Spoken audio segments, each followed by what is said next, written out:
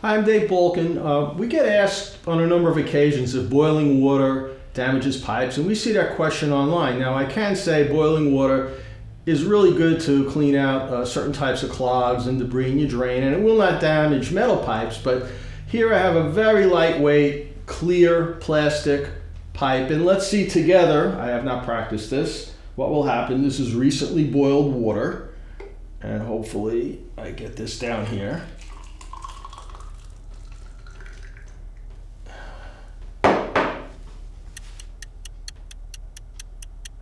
Now, this is way different than taking, a giant pot of boiled pasta water and pouring it down a plastic drain. But honestly, in this case, again, this might not be the best demonstration. There's no damage. I don't see any damage whatsoever. For larger quantities of water that's boiling, I might not suggest it.